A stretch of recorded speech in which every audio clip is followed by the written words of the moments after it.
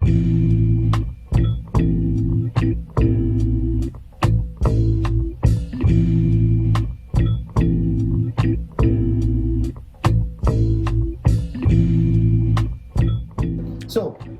Kevin, ΣΥΡΙΖΑ inside the labyrinth. Did you actually manage to get out of the labyrinth? Well, I initially started with a title of ΣΥΡΙΖΑ Escaping the Labyrinth, which was an optimistic title in the January of last year, January into February. And it rapidly became clear, certainly by the Easter, that there was to be not an escape, at least in the first instance. And so what I tried to do was, as I say at the end of the book, was to plot out the steps that were taken following the story of the myth of Theseus deeper into the labyrinth to confront the Minotaur. And by tracing the steps downwards, then mentally to reconstruct, perhaps there is a way out. But it's an open question. It's not as if I've managed to trace the way out of the labyrinth. What I've tried to do is highlight the points of decision, the forks in the road, in the path, left or right or straight ahead, which were taken, and by looking at those retrospectively, to then say, well, perhaps what is the way out? And I'd say that the main points of decision and points of confrontation are between the national and the European level, and the nature of austerity. I think one thing that it's exposed is the problematic, which is that austerity is not simply a contingent policy that's being pursued in Europe and across the European elites, but is something much more fixed, in my view, into the way that the European continent is being organised. So therefore, there needs to be an escape. I hope what I've done is highlight the extent of the problem, which is that this is not simply can we moderately and modestly change fiscal policy. In doing that, we're going to the heart of something quite deep in the European continent, not just over economic policy, but social policy and the organisation of the continent's politics. You come from Britain, you were raised in Britain, you were politically and professionally active in Britain. What was the element that made you and motivated you to write a book about a Greek left-wing party such as ΣΥΡΙΖΑ? Well, I first came to Greece in 1983 on a school trip. I studied Latin and Greek, amongst other things, at school. And I formed a great affection with the country, and also formed many friendships in the course of the 1980s and into the 90s across the Greek social movement and the social movements in the Greek left. So there's a personal affection. My partner of 10 years is Greek, lives in Athens.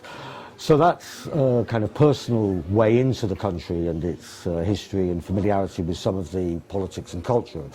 There's another reason as well, though, which I think that the history of post-war Greece, especially post-Second World War Greece, shows a concentration of many of the other processes in Europe. These are processes of the development of European capitalism, the Western European order, in the context of the Cold War, which of course was particularly acute in Greek society.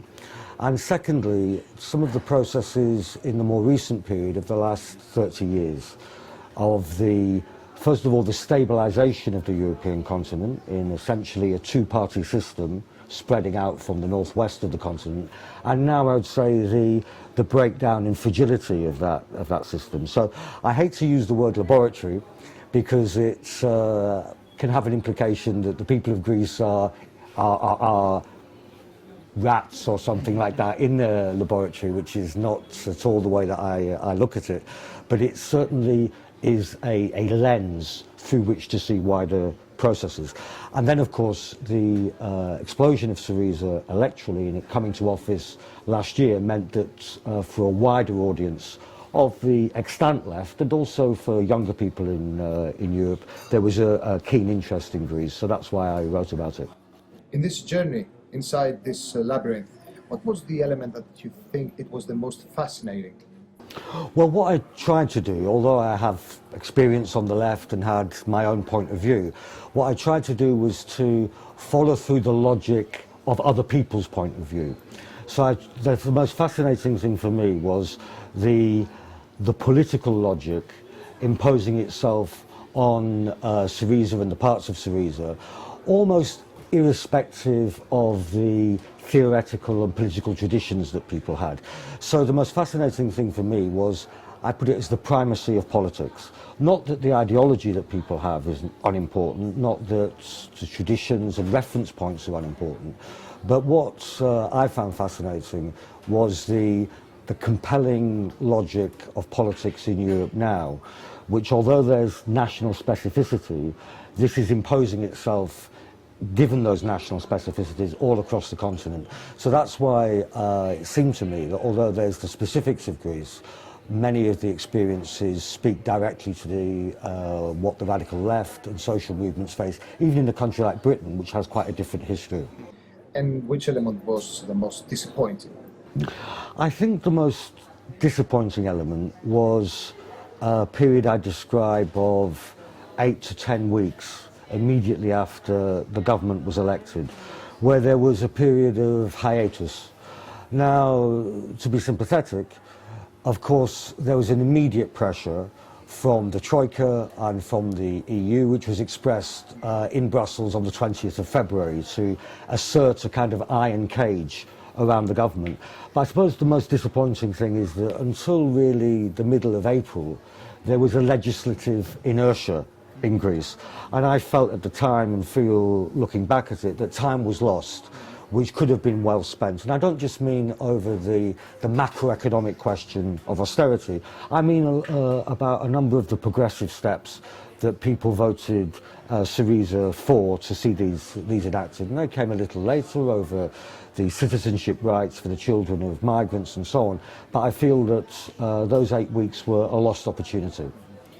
The negotiations made between the Greek government, formed by Syriza, and the European creditors and the European leaders and the international creditors were considered to be really harsh. Do you believe that the Greek government made its best in these negotiations? After the 20th of February agreement, we were told that Greece had to be very European, and Wolfgang Schäuble did something completely un-EU-like. Usually after these discussions, everybody says it was productive or businesslike or frank, and tried to give some wiggle room. Wolfgang Schäuble said, we disagreed with them and they're going to have to obey us. And that was a sign of things to come. I think within the strategy that the government was pursuing, the Greek government of Alexis Tsipras, I think that Alexis Tsipras was sincere in July when he said to the Greek people, I went as far as I could go. But that's given the strategy that was pursued. And I think one of the major drawbacks was back in February of last year when Yanis Varoufakis and Alexis Tsipras both said that Greece would not undertake any unilateral moves. Now, whatever one's wider view about the relationship of Greece and the euro and whether it's possible to break from austerity within the confines of the European institutions, it's not good politics to forswear in advance a unilateral move, because otherwise, where's your negotiating position? So I think they did as well as they could, but given that they had, in a sense, handed over quite powerful weapons to the other side. There's a general debate inside the Greek and the European left. Some people claim that Tsipras and his party or his government actually made a treason towards the voters and the people of Greece. What's your opinion on that? I don't like the language of treason, and I don't use the language of treachery or betrayal in the book. And the reason for that is that there's a certain implication of the word treason, which is that there was an intent to do this, that it was like Ephialtes selling the pass at Thermopylae.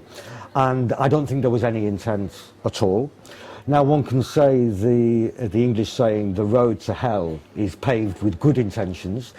That's true, or can be true, but I do think it makes a difference that there was not a bad intent, there was no bad faith.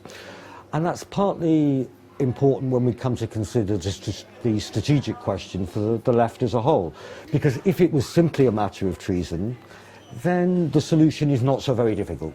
We simply need to find people who are better, more honourable, whose morality is better. And if that were the problem, then it would really be relatively simple to solve. It would be a problem of personnel and of the individual moral qualities. So I don't use the language of treason. What I think, and interestingly, of course, in September, although hundreds of thousands of people in the second election did not vote, the share of the vote of Syriza was approximately the same as in January. And so the feeling amongst a lot of popular Greece, I think, was he was sincere, he went as far as he could go, we don't like it, but we don't want to return to the old order. The only caveat I would put on that is that now the government is facing the implementation of the third memorandum and further demands from the Troika, then the bitterness in the society can grow much deeper. And I think we've seen a sign of that with the farmers' blockades and the recent labour disputes, where although people don't want the old right back, there is a much greater sense of bitterness with particular government ministers and with the administration. The European left, the Greek left, the progressive movements around this continent, do you believe that they made some gains or losses in this government? I think they gained something positive and negative, and I think the overall balance is still positive. You have to I cast my mind back to the first 6 months of last year, and in particular June into July, that there was a great feeling of solidarity across the already existing left in Europe, but wider than that. I mean, I give one example in the book, that a young guy in London, who's Irish, set out to crowd fundraise the 1.6 billion euros that Greece had to pay the IMF in July. And, okay, we can say what we think about that, but 100,000 people across Europe pledged an average of 18 euros. This is way beyond the base of the political left. And this is in a context, of course, where the bulk of the media, centre-left and centre-right, were decrying Greece as they lied to get into the euro, they retire ridiculously early.